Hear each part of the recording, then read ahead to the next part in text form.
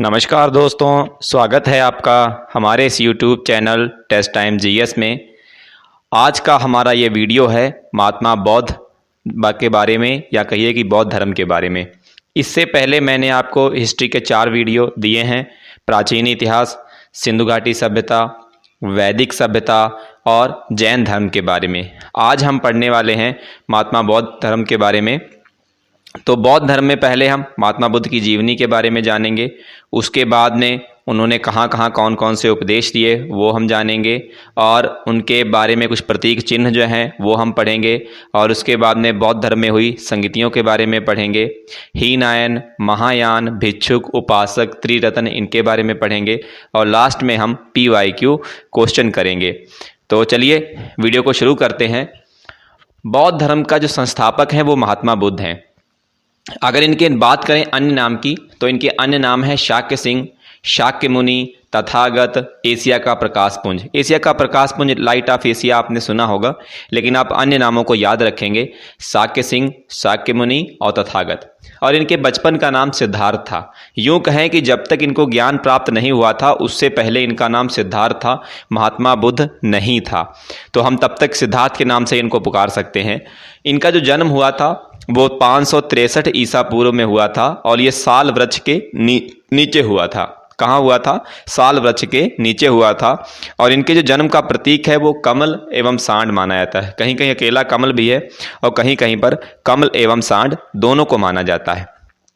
और इनका जो जन्म स्थान है वो कपिलवस्तु के लुम्बिनी में, नेपाल में, नेपाल देश में कपिलवस्तु के पास लुम्बिनी है, वहाँ पर इनका जन्म स्थान है। और इनके जो पिता का नाम है वो शुद्धोदन है। इनके पिता शाक्य गण के राजा थे। इनके पिता जो थे वो शाक्य कुल कह सकते हैं आप, शाक्य कुल के राजा थे, और इनके पिता का नाम शुद्धोदन था। इनकी माता का नाम महामाया देवी था, और ये कोलिया गणराज्य की थी। कहाँ की थी? इनका जो मायका था वो कोलिया गणराज्य में था। और इनकी जो माता जी थी, ये जन्म के 7वें दिन ही, जब इनका जन्म हुआ तो उनके 7वें दिन ही उनकी मृत्यु हो गई।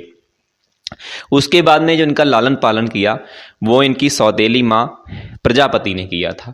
यहाँ पर उसको प्रजापति कहना सही होगा, क्योंकि गौतमी सही कहना नहीं सही होगा। गौतमी नाम इनके साथ तब जुड़ा जब महात्मा बुद्ध ने इनको उपदेश दिए, इनको ज्ञान दिया अपने द्वारा, तब इनको पूरा नाम कहा गया प्रजापति गौतमी। लेकिन उससे पहले केवल इनका नाम प्रजापति था। और ये यूँ कहें तो इनकी मौसी थी रिश्ते में, महात्मा बुद्ध की। पत्नी का नाम इनकी कहीं पे आपको यशोदा मिलेगा, कहीं पे यशोधरा लिखा मिलेगा, कहीं पे बिंबा लिखा हुआ मिलेगा। ठीक है, इनका ये 3 नाम हैं इनकी पत्नी के अलग अलग। और इनका जो विवाह हो गया था वो 16 वर्ष में हो गया था। इनका विवाह इसलिए जल्दी हो गया था, एक ब्राह्मण ने भविष्यवाणी की थी कि जो महात्मा बौद्ध हैं ये बहुत बड़े संत बनेंगे। तो इसलिए राजा को इस बात से चिंता होने लगी। राजा को लगा कि नहीं, ऐसा नहीं भी होना चाहिए, हमारा तो इतना बड़ा राजकाज है, उसको कौन संभालेगा। तो उन्होंने इनका विवाह जल्दी कर दिया ताकि ये राजपाट में सब सुख भोग विलास में हो जाएं, और ये इनका जीवन जो है संतों की तरफ ना मुड़े। और उसके बाद में शादी के 12 वर्ष बाद इनके एक पुत्र हुआ जिसका नाम राहुल था। तो 16 वर्ष की आयु में इनकी शादी हुई थी, और 12 वर्ष बाद इनके एक पुत्र की प्राप्ति हुई। तो कुल कितने हो गए? 28 वर्ष। तो इस स्लाइड में हमने क्या सीखा? बौद्ध धर्म के संस्थापक महात्मा बुद्ध हैं। इनके जो अन्य नाम हैं वो शाक्य मुनि, शाक्य सिंह, तथागत, एशिया का प्रकाश पुंज। बचपन का नाम इनका सिद्धार्थ था, और इनका जन्म 563 ईसा पूर्व में साल वृक्ष के नीचे कपिलवस्तु के लुम्बिनी में, नेपाल में हुआ था। पिता का नाम शुद्धोदन, माता का नाम महामाया देवी था। और इनकी जो पत्नी थी उनके 3 नाम हैं: यशोदा, यशोधरा, बिंबा। ये अलग अलग नाम आपको मिलेंगे। पुत्र राहुल, जो कि शादी के 12 वर्ष पश्चात हुआ था। उसके बाद में क्या हुआ? हम एक दिन भ्रमण पर निकले अपने सारथी के साथ में। कहा तो ये जाता है कि वो किसी उद्घाटन के लिए निकले थे, या आप यूँ कहें कि वो कहीं पर निकले थे। उससे पहले उनको महल से नहीं निकलने दिया जाता था। उनको अगर महल से निकलना होता था तो राज्य में पूरी बिल्कुल सुख शांति कर दी जाती थी कि उनकी नज़र में कहीं पर भी कोई दुख नाम की चीज़ ना पड़े। यहाँ तक कि उनके बगीचे में जो पत्ता सूखता था उस पत्ते को भी हटा दिया जाता था। उन्हें सुख, दुख, बुढ़ापा, बीमारी, मृत्यु, इन सब के बारे में बिल्कुल भी नहीं पता था। तो जब वो महल से निकलते थे, लेकिन जिस दिन ये महल से निकले तो उस दिन वो अपने सारथी के साथ जब निकले तो वो उन्होंने रास्ते में एक बूढ़ा व्यक्ति देखा। वो बूढ़ा व्यक्ति लाठी टेक के जा रहा था, तो उन्होंने अपने सारथी से पूछा कि ये कौन है, इसे क्या हुआ है। तो उन्होंने कहा, महाराज ये व्यक्ति बूढ़ा हो चुका है और ये जो है इसलिए शरीर की अवस्था ऐसी आ जाती है कि जिससे आदमी को झुक के चलना पड़ता है। आगे चले तो आगे उनको एक बीमार व्यक्ति मिला, उसके बाद आगे गए तो उनको एक शव मिला, और आगे गए तो एक सन्यासी दिखा। तो इन सब चीज़ों को देख करके उनका मन बड़ा उदास हुआ और मन बड़ा विचलित हो गया। तो देखिए इसका क्रम आता है आपका कि क्रम ये पूछा जाता है कि बौद्ध ने सबसे पहले क्या देखा, दूसरे नंबर पे, तीसरे नंबर पे, चौथे नंबर पे। तो आप याद रखेंगे कि जो बूढ़ा व्यक्ति होता है वो बीमार होता है, बीमार होकर उसकी मृत्यु हो जाती है। तो बूढ़ा व्यक्ति बीमार हुआ, मृत्यु मतलब शव, और इससे पहले ही व्यक्ति को सन्यासी बन जाना चाहिए। इन सब सुखों, इन सब दुखों को दूर करने के लिए उसको सन्यासी बन जाना चाहिए। तो इसी चीज़ याद रखना आप, बूढ़ा व्यक्ति जो कि बीमार था उसका शव प्राप्त हुआ और वो एक सन्यासी था। ऐसे इसको आप ट्रिक से याद कर सकते हैं। 28 वर्ष में इनके पुत्र का जन्म हुआ और 29 वर्ष की अवस्था में इन्होंने गृह त्याग दिया। इन्होंने क्या किया, गृह त्याग दिया। जब ये सारी चीज़ें देखी तो इन्होंने गृह त्याग दिया, और जो गृह त्यागा उसको बौद्ध धर्म में महाभिनिष्क्रमण कहा जाता है। उसको महाभिनिष्क्रमण की संज्ञा दी गई है। तो याद रखिएगा 29 वर्ष की अवस्था में सिद्धार्थ ने गृह त्याग दिया, और उस समय जो शासक थे वो थे बिंबिसार। कौन शासक थे? बिंबिसार थे। घर से जब ये निकले तो महात्मा बुद्ध की जो वैदिक शिक्षा थी वो बृहस्पति गुरु ने दी थी। क्या नाम था? बृहस्पति गुरु ने दी थी। उसके बाद में जो सांख्य दर्शन की शिक्षा थी वो अलार कलाम, ये पहले गुरु माने जाते हैं। अगर आपसे पूछा जाए कि सिद्धार्थ या महात्मा बुद्ध के पहले गुरु कौन थे, तो वो थे अलार कलाम, ये पहले गुरु थे। जब इन्होंने गृह त्यागा तो ये उनके पास गए और इन्होंने अलार कलाम से शिक्षा ग्रहण की। और योग दर्शन की शिक्षा, जैसे योग हम पढ़ चुके हैं पतंजलि के बारे में, पिछले वीडियो में मैंने आपको बताया है ना, तो वैसे योग दर्शन की जो शिक्षा थी वो रुद्रक रामपुत इससे इन्होंने ग्रहण की थी। तो कुल मिला के इनके 3 गुरु हुए हैं। वैदिक शिक्षा बृहस्पति गुरु के द्वारा, सांख्य दर्शन की शिक्षा अलार कलाम के द्वारा, और योग दर्शन की शिक्षा जो थी वो रुद्रक रामपुत द्वारा। ठीक, तो अगर आपसे पूछा जाए कि महात्मा बुद्ध के पहले गुरु कौन थे, तो वो आप आंसर में कह सकते हैं कि अलार कलाम। उसके बाद में क्या हुआ कि इन्होंने कठिन तपस्या करके 6 वर्ष तक बिना अन्न जल ग्रहण किए, और 6 वर्ष की तपस्या के बाद में तो 28 में पुत्र हुआ, 16 साल में इनकी शादी हुई, 12 वर्ष में इनके पुत्र हुआ, तो 16, 12, 28, 29 वर्ष की इन्होंने गृह त्याग दिया। 29 के बाद में 6 साल और जोड़िए, 35 वर्ष की अवस्था में इनको ज्ञान की प्राप्ति हुई थी। कितनी अवस्था में? 35 वर्ष की आयु में इनको ज्ञान की प्राप्ति हुई। ज्ञान की प्राप्ति कहाँ हुई? तो ये हुई थी उरुबेला, जो बिहार में है, बोधगया में। बिहार बोधगया में इनको उरुबेला में ज्ञान की प्राप्ति हुई। और कहाँ पर हुई थी? तो वो हुई थी निरंजना नदी, पीपल वृक्ष के नीचे। निरंजना नदी पीपल वृक्ष के नीचे, इसको कहा जाता है संबोधि। क्या कहा जाता है? संबोधि कहा जाता है।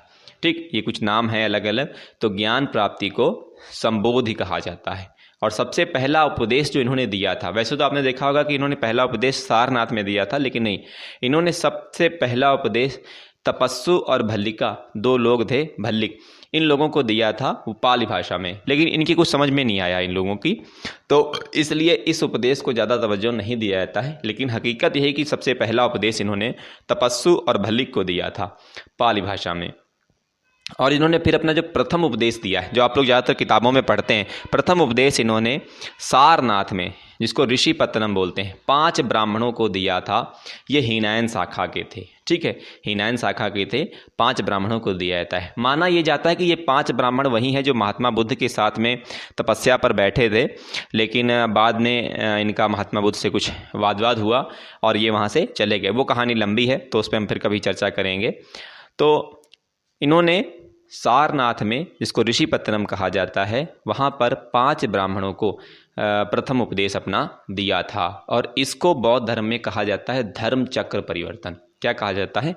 धर्म चक्र परिवर्तन। और जब इनको 35 वर्ष की अवस्था में ज्ञान प्राप्त हो गया था, तो सिद्धार्थ को महात्मा बुद्ध के नाम से जाना जाने लगा। ये 35 वर्ष की अवस्था तक सिद्धार्थ ही कहलाए थे, और उसके बाद में इनको जो है बौद्ध या महात्मा बुद्ध के नाम से जाना जाने लगा। तो याद रखिएगा, इन्होंने जो प्रथम उपदेश सारनाथ में दिया था उसको धर्म चक्र प्रवर्तन कहा जाता है। फिर सारनाथ के बाद ये वाराणसी गए, यहाँ इन्होंने यज्ञ श्रेष्ठी को बौद्ध भिक्षु संघ की स्थापना की, बौद्ध भिक्षु संघ की स्थापना की। और सबसे ज़्यादा जो इन्होंने उपदेश दिए थे वो श्रावस्ती में दिए थे। सबसे ज़्यादा उपदेश कहाँ दिए थे? श्रावस्ती में ही बाद में इन्होंने दिए थे। फिर बात करें बौद्ध धर्म में आगे, तो वैशाली में अपने शिष्य आनंद के कहने पर बौद्ध भिक्षुणी संघ की स्थापना की थी। बौद्ध भिक्षुणी संघ मतलब महिला संघ की। और यहाँ पर इन्होंने अपना अंतिम उपदेश दिया था। कहाँ दिया था? यहाँ पर इन्होंने अपना अंतिम उपदेश दिया था वैशाली में, अपने शिष्य आनंद के कहने पर। और जो इनकी पहली महिला बौद्ध भिक्षुणी थी उसका नाम था प्रजापति गौतमी। ये वही प्रजापति गौतमी हैं जो इनकी सौतेली माँ थी, इनकी मौसी थी। इनकी माता का देहांत हो गया था और उसके बाद में इसी औरत ने इनका लालन पालन किया था और इसी को इन्होंने पहली बौद्ध भिक्षुणी महिला, है ना, प्रजापति गौतमी है। बात कर लेते हैं प्रतीक चिन्ह की बौद्ध धर्म में। तो जब इनकी माँ का गर्भ धारण हुआ था तो उनका जो प्रतीक चिन्ह है वो है हाथी। उनके सपने में सफ़ेद हाथी आया था, ऐसा माना जाता है, उनको हाथी के दर्शन हुए थे, तो इसलिए गर्भ धारण का जो प्रतीक चिन्ह है वो हाथी है। और इनके जन्म का वो कमल या सांड, कमल या सांड कह सकते हैं। ज्ञान प्राप्ति जब इनको हुई तो उसका है पीपल वृक्ष। पीपल वृक्ष के नीचे इनको ज्ञान प्राप्त हुआ था, इसलिए ज्ञान प्राप्ति का जो प्रतीक चिन्ह है वो है आपका पीपल का वृक्ष। महानिर्वाण, महानिर्वाण का है पद चिन्ह। महापरिनिर्वाण का जो है वो क्या है? पद चिन्ह है। गृह त्याग, जब इन्होंने घर त्यागा था तो उसका जो प्रतीक चिन्ह है वो है आपका घोड़ा। कौन सा है? घोड़ा है। मृत्यु, मृत्यु का जो है वो है स्तूप। कुल 8 स्तूप हैं, है ना। जब माना जाता है कि जब इनकी मृत्यु हो गई थी, अभी हम आगे पढ़ेंगे, तो इनके शरीरों को 8, इनके शरीर के जो अवशेष थे जलाने के बाद में, मतलब डेड बॉडी को तो नहीं काटा गया था, जलाने के बाद में जो अवशेष थे उनको 8 भागों में बांट करके और 8 स्तूप बनाए गए थे, जिसमें सांची का स्तूप आपने सुना होगा, वो उनमें से एक है। तो मृत्यु जो हुई थी उसका प्रतीक चिन्ह था स्तूप। आगे बात कर लेते हैं मृत्यु। इनकी मृत्यु 483 ईसा पूर्व में 80 वर्ष की अवस्था में हुई थी। देखिए, महावीर स्वामी की 72 वर्ष की अवस्था में हुई थी, मैंने आपको पिछले वीडियो में बताया है। और जो इनकी मृत्यु हुई थी वो महावीर की मृत्यु जो हुई थी वो 72 वर्ष की अवस्था में हुई थी। और बौद्ध धर्म में महात्मा बुद्ध की जो मृत्यु हुई थी वो 483 ईसा पूर्व में 80 वर्ष की अवस्था में हुई थी। कहाँ हुई थी? हिण्यावत नदी, कुशीनगर में, देवरिया जिला है। और इसी घटना को बौद्ध धर्म में महापरिनिर्वाण कहा जाता है, जिसका कि हमने पीछे पढ़ा था। उसका क्या होता है? पद चिन्ह। क्या होता है? पद चिन्ह। कोई भी व्यक्ति जब आगे चला जाता है तो पीछे पीछे अपने पद चिन्ह छोड़ जाता है। तो इसीलिए याद रखिएगा कि जब ये संसार से चले गए तो इन्होंने अपना प्रतीक पद चिन्ह छोड़ दिया। तो महात्मा बुद्ध की मृत्यु 483 ईसा पूर्व में 80 वर्ष की अवस्था में हिण्यावत नदी, कुशीनगर में, देवरिया जिले में हुई थी। और महात्मा बुद्ध की जो प्रतिमा थी ये सबसे पहले पूजी गई मानव प्रतिमा के रूप में भी इसको जाना जाता है। फिर जब 483 ईसा पूर्व में इनकी मृत्यु हो गई तो उसके बाद में बौद्ध संगीतियाँ हुई। बौद्ध संगीतियों का मतलब है कि मीटिंग हुई, जिसको हम कह सकते हैं, आज की भाषा में मीटिंग कहा जाता है। मीटिंग हुई, तो जो सबसे पहली आपकी मीटिंग हुई थी वो हुई थी 483 ईसा पूर्व में। और ये कहाँ हुई थी? ये राजगृह में हुई थी। इसके अध्यक्ष थे महाकश्यप। कौन अध्यक्ष थे इसके? महाकश्यप थे। और उसमें जो शासनकाल था वो था अजातशत्रु का। किसका शासनकाल था? अजातशत्रु का शासनकाल था। द्वितीय बौद्ध संगति 383 ईसा पूर्व में हुई। इसका स्थान था वैशाली और अध्यक्ष थे सबाकामी और शासनकाल था अशोक का। किसका था? अशोक का। तृतीय बौद्ध संगति 255 ईसा पूर्व में हुई थी। इसका जो स्थान था वो पाटलिपुत्र था और इसके जो अध्यक्ष थे वो थे मोगलीपुत्र तिस्म।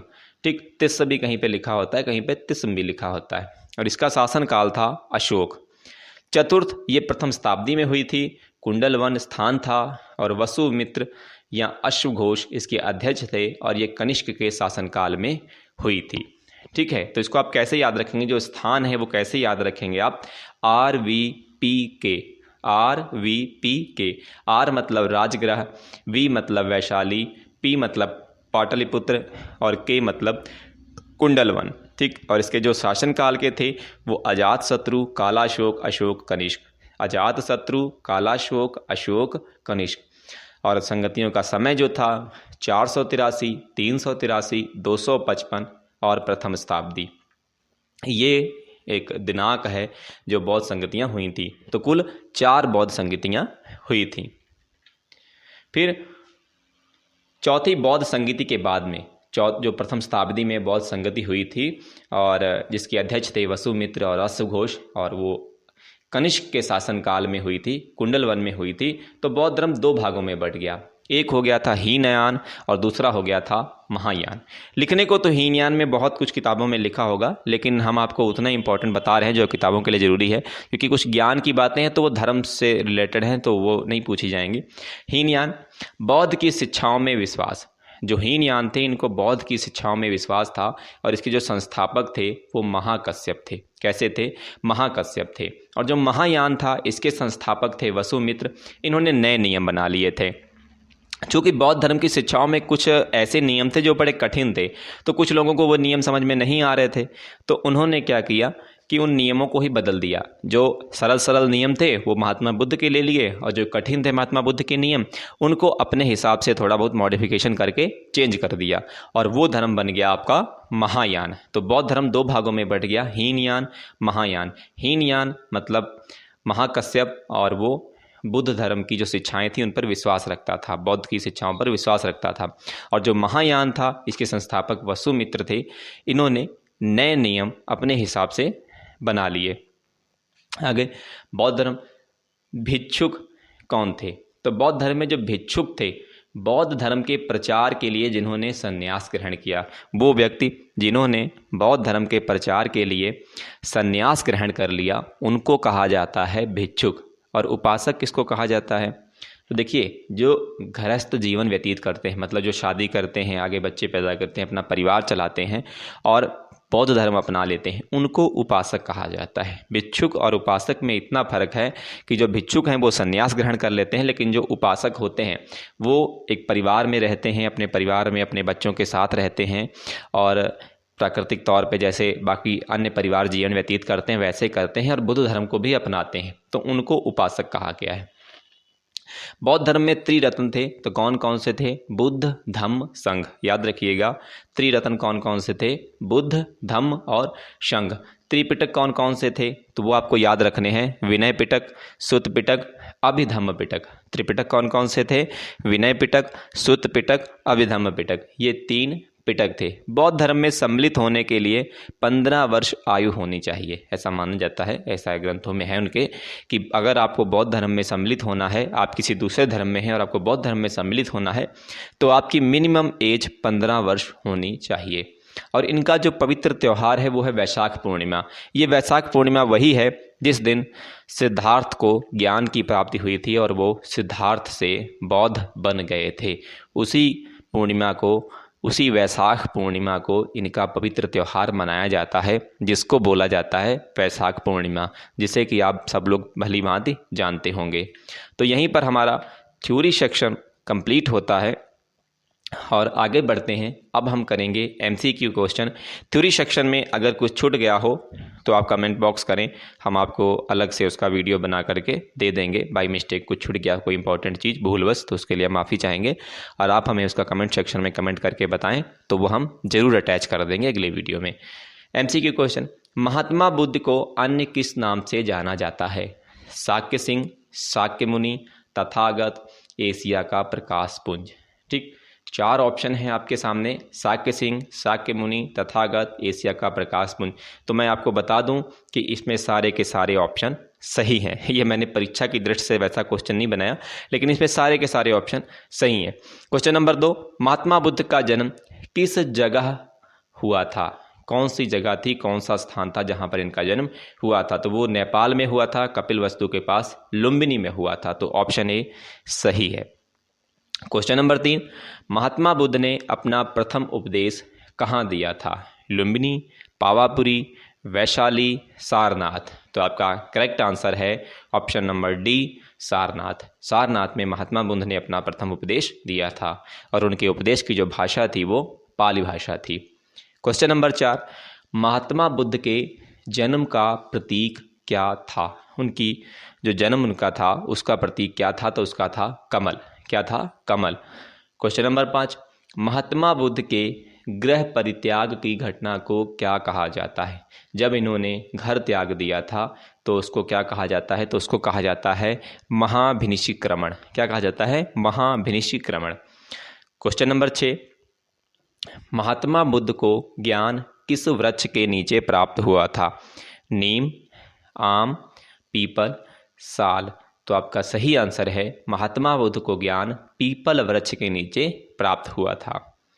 क्वेश्चन नंबर 7, महात्मा बुद्ध ने सांख्य दर्शन की शिक्षा किससे प्राप्त की थी? सांख्य दर्शन की शिक्षा किससे प्राप्त की थी, मतलब कौन से गुरु थे जिनसे उन्होंने सांख्य दर्शन की शिक्षा प्राप्त की थी? अलार कलाम, रुद्रकरमपुत्र, बृहस्पति, आनंद। तो सही आंसर है ऑप्शन ए, अलार कलाम। क्वेश्चन नंबर 8, दूसरी बौद्ध संगति कहाँ आयोजित हुई थी? जो दूसरी बौद्ध संगति थी तो वो कहाँ आयोजित हुई थी? तो उसका सही आंसर है ऑप्शन बी, वैशाली में आयोजित हुई थी। क्वेश्चन नंबर 9, आज का आखिरी क्वेश्चन है ये, महात्मा बुद्ध की मृत्यु कहाँ हुई थी? लुम्बिनी में, पावापुरी में, कुशीनगर में, सारनाथ में। तो आपका सही आंसर है कुशीनगर में।